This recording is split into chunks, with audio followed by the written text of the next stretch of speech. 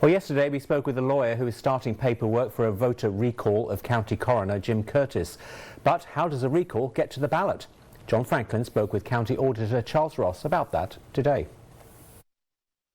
Registered voters from the area in which the officer is elected need to bring into this office thorough and accurate, detailed charges of either proving misfeasance or malfeasance or breach of oath of office. When the Elections Department receives the request for recall paperwork, they give it to the prosecuting attorney.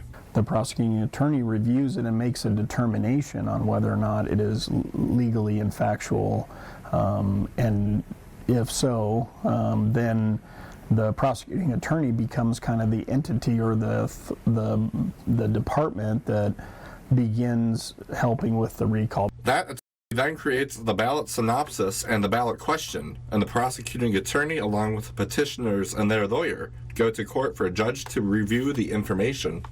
The judge typically reviews each individual charge, is what they're called, to determine whether or not it's factually accurate and sustained in the court's opinion. If it passes through the court and any appeals to the Supreme Court, then the petitioners must gather signatures. Once all the signatures have been gathered and they meet the threshold, and we then, the Elections Department, have to validate all signatures to ensure they're legal voters from the district that's affected. And if all of that works, it will find its way to the ballot. Once the issue is certified, meaning once we've looked and determined all the signatures are accurate and valid, and they have over 13,488 signatures, then we consider that recall certified. Reporting in Yakima for Action News, I'm John Franklin. Well, thanks so much, John. It's certainly a very long process, and right now it is too early to be able to say with any degree of certainty which election this recall would be part of. And earlier tonight we asked you if you would vote to recall Yakima County Coroner Jim Curtice in today's viewer poll.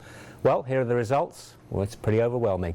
The majority are saying yes, they would vote to recall Curtice, with 88% of the vote going for that option. And thank you to everyone who voted and your comments. Meg Hill wrote that he needs to go and that he should have resigned. Eric Knapp posted that he should do the honourable thing and resign and repay previous wages, going on to write, he has lost all public trust.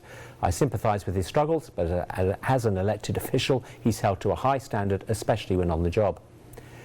The dude with food had quite a lot to tell us, writing that he needs to resign, but going on to post that prosecutor Joe Brusick needs to step down and be charged for being an accomplice to the crimes that the coroner committed and his failure to prosecute those crimes. He also wrote that we should have the right to ensure justice is served, even against the powers that be.